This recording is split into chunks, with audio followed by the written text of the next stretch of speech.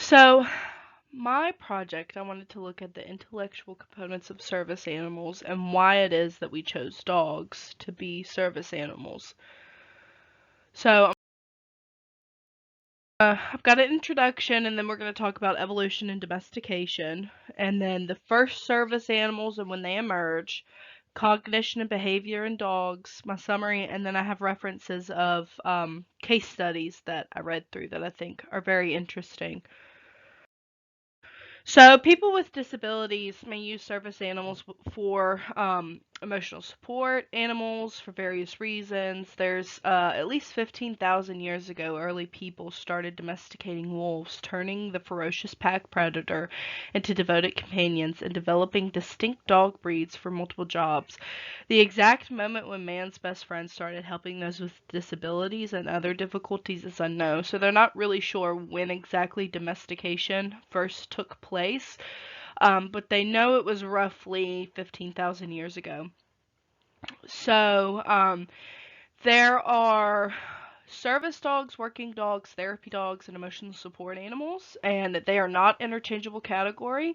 The recognition for each category should be clear and um, not to be interchangeable between the categories because the tasks are different and legal privileges that are provided for each category are completely different. So with this project, I want to answer three main questions. One, how can dogs be trained to give signals to their owners? Two, how did they develop the intellectual capabilities to differentiate between minor and major medical issues? And three, does it show that dogs have evolved more intellectually than we initially thought?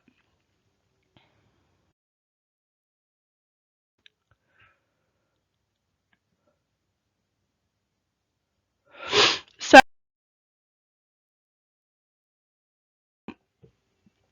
the evolution of dogs. I've always said and thought that they were kind of like the undercover genius because let's face it, dogs are very goofy, very aloof. They have terrible leash walking skills. They're sometimes very hard to potty train. If you're playing fetch with them and you hide a ball behind your back, they're almost perplexed because they have no idea where the ball has gone. Or they get completely bamboozled by the fact that a squirrel has ran up the tree and is out of sight for us to see. But to me, they're the most successful animal besides humans because they're found everywhere, including our homes. They're found in our beds, on our couches. There have never been more dogs on Earth than there are now, even though most animals have experienced a sharp decrease in population due to human activities. So we know that dogs sprang from gray wolves at least 15,000 years ago during the last ice age. There are many unanswered questions regarding the domestication of dogs, including when, where, and which group of humans wolves started to transform into dogs. According to previous studies, dogs may have initially been domesticated in Asia, Europe, and the Middle East, but it also could have been several different places as well.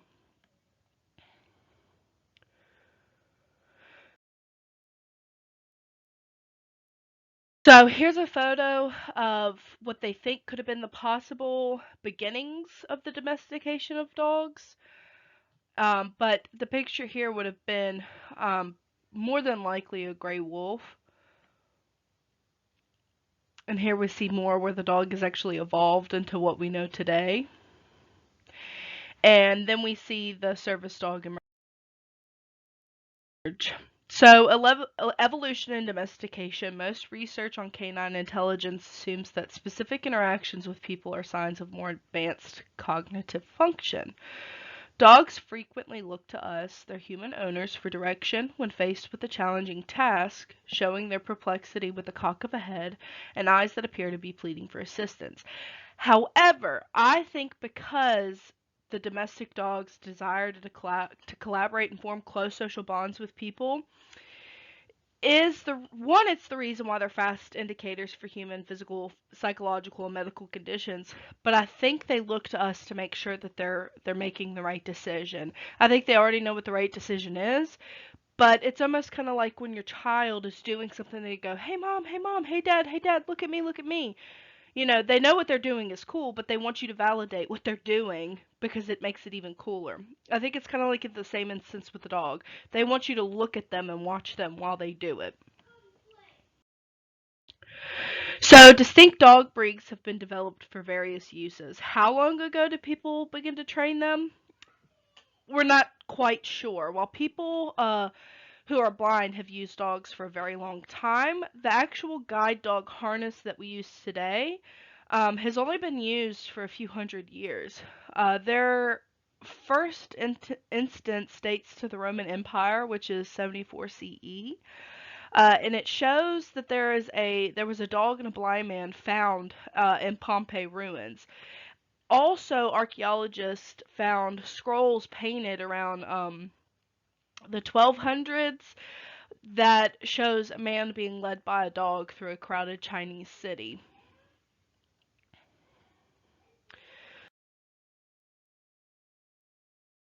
So now we start to see the service animals emerge. There was a hospital for the blind in Paris for the first systematic training of dogs, also known as aids for the visually impaired. It took place around 1750. One of the earliest textbooks for training dogs was released in 1819. And then after World War One, there were thousands of people or troops that lost their eyesight due typically to mustard gas. And this is when we see the modern guide dog movement begin in Germany because people needed these animals to guide them through their daily, day-to-day life.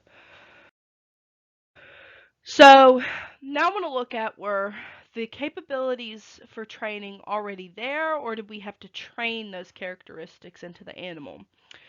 So dogs have a very strong sense of smell, a much stronger sense of smell than humans, and they have been using it for a very long time.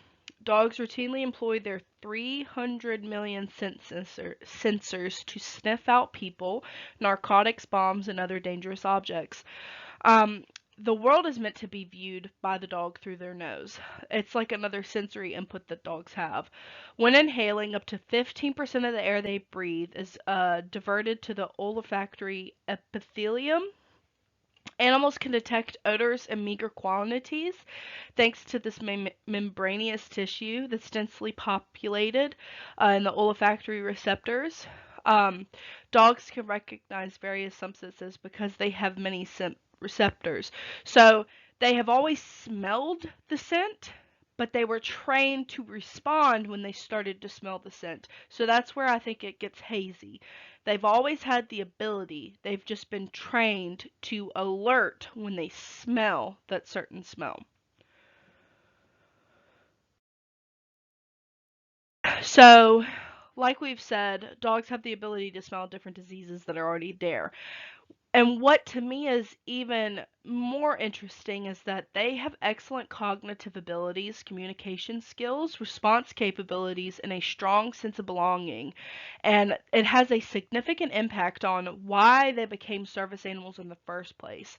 Dogs make excellent partners, and when we train them to provide us with the necessary information about our internal health that we cannot see or notice first, the extraordinarily acute canine sense of smell can do wonders. They can alert us to low blood sugar attacks, potential seizures, catching a whiff of nuts that could kill someone with a severe airborne allergy, or even detect heart irregularities that could suggest a heart attack.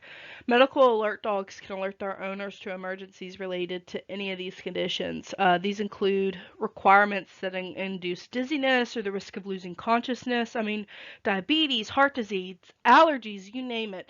But the funny thing about this is there was a study done on animals. And they want to know if dogs can sniff certain cancers or tumors inside of our body. And they think that they can because they have the capability to smell when certain chemical imbalances are off in our body. So there's an ongoing study about dogs being able to help in the medical field and pick up cancers before they get to stage 4. So this is the next study that I read through. It's the functional MRI in awake dogs. So the function of the study is to predict whether or not dogs would be a successful service animal. Researchers performed this test on 49 dogs entering the service training at 17 to 21 months of age.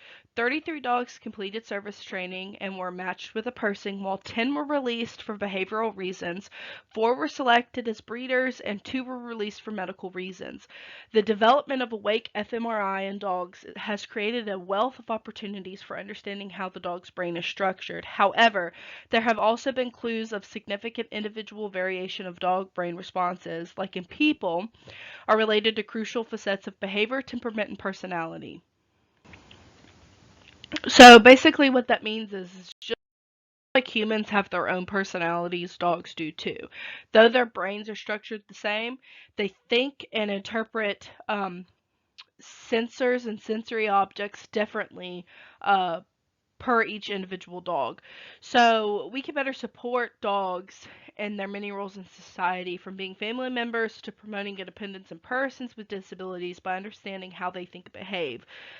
The majority of dogs do not make good assistant dogs, and this study discovered that the person sending the signals impacted the dog's brain. So they wanted to know if there was a difference in the breed of dog and the way that their brain was set up within that breed of dog, if when their owner or their trainer gave them a signal, that they would respond quickly to that signal. And they found that they had more success when someone that they knew signaled than a stranger supplied the signal. So, a dog's sensitivity to human communication. Dogs are adaptable and can react to cooperative gestures. From an early age, dogs, like human infants, are perceptive to these cues required to conclude these communicative acts. Dogs have been domesticated into animals that can understand our cues and know what we say, know what we want before we say anything, which I think is really crazy. So, instead of learning from their environment, dogs learn from their natural ability to understand humans. The findings suggest that dogs have a genetic component that predisposes them to social relationships with people, rather than they have evolved communication abilities with humans over time. So they were bred to be man's best friend. So the majority of service animals are trained with the expectation that the dog will consistently provide the required reaction with every situation. However, when teaching dogs about medical issues, it's not necessarily an exact science. Whether or not a dog can detect an impending medical threat, they're trained to act fast when it does. And I think it's like 9 times out of 10 or 80% of the time, they react very, very quickly because they can utilize body pressure to solve issues. Summon assistance, they can help a person stay balanced so that they don't trip and more. And they can smell when the body it has changed, which to me that just blows my mind. How can you smell a body change? Not only that, but they can remember their training and know, hey, this means that something's wrong with my person. I have to help them. This is what I'm supposed to do. Here, this is a seizure, a person who gets seizures all the time, and her dog has smelled that something's going on and that she's fixing to have a seizure. So instead of her seizing and falling to the floor and banging her head really bad, he is alerting her that she's fixing to have a seizure and gets her down to the floor so that she doesn't seriously harm herself.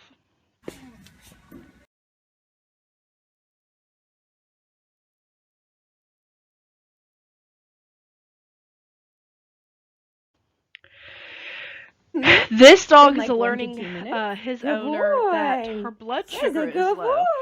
And this is where it kind of differs for me. The one before was gently getting their owner down to the ground. This one is doing something that I like to call a boop. He's booping his owner and telling her that, hey, your blood sugar's low. You need to fix Hi. that. And of course, I always have According treats to next to research, me, due to so their don't worry keen about sense that. of smell, dogs Yep. may be able to identify changes to their owner's sweat as they become hypoglycemic. Another idea another idea holds that the dog may be alerted by visual clues, such as the owner appearing lost or shaky. Dogs can anticipate when their owners will experience an epileptic episode, and it might be the sense of anxiety that builds before an episode's occur. They're not quite sure, but they know that these dogs can smell it happening. And what's funny, when they Hmm. train these It's dogs, been they'll like, take clothing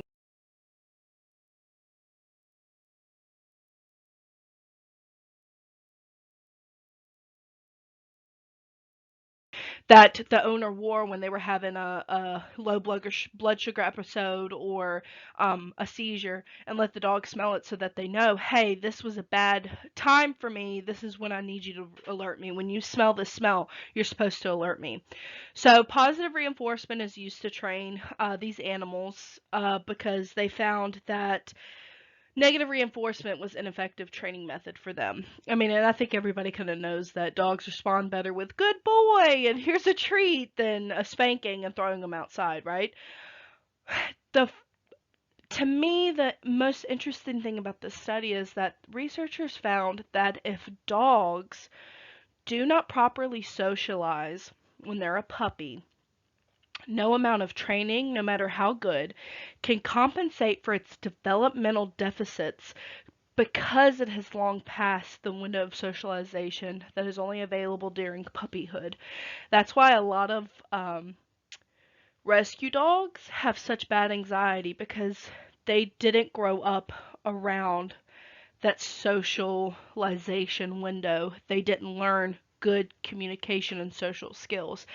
Therefore, even though they might end up being good dogs and fantastic dogs, their socialization skills aren't what they should be had they been raised from when they were a puppy.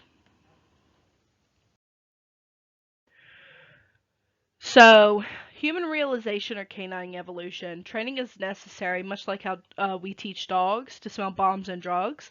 We take biological samples, like I told you, from the sick and healthy people, including urine and sweat. Following letting the dog sniff the sample container, dogs are given rewards when they react correctly to each sample, and it's ignored when it doesn't.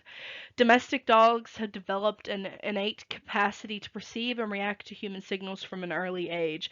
So, communication and attachment behaviors in this connection are strikingly comparable to those between parents and their human children. But let's face it, dogs are like our babies. Dogs aren't imitators of one another because dogs have been bred to be imitators of us. They've been bred to be our blind companion and follow our every command. So it's no wonder that when they come out, they look at us like, hey, that's my mom and dad. I have to listen to them. I'm supposed to do what they say. So, dogs are ideally suited to interacting with humans because of the abilities they are born with and learned as puppies. Their capacity to decipher our signals successfully facilitates many of the duties they carry out for us now and in the past, such as herding, hunting, spotting hazards, or serving as service or companion dogs. The use of diabetes alert dogs, trained to detect abnormally low or high blood sugar levels in their owners, allows for the potential of other medical diagnoses. Scientists believe dogs could hold the key to early diagnosis in patients with severe medical conditions. Their nose and cognitive abilities are the crucial components that make them such good service animals. Still, their ability to understand and interpret human language and emotion makes them very unique animals.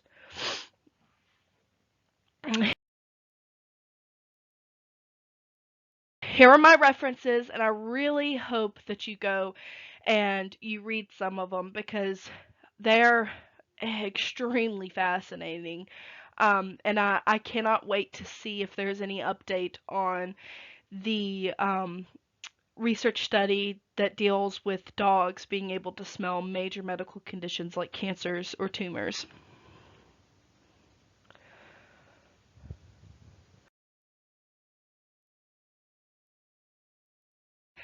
Thank you, and if you have any questions, please let me know.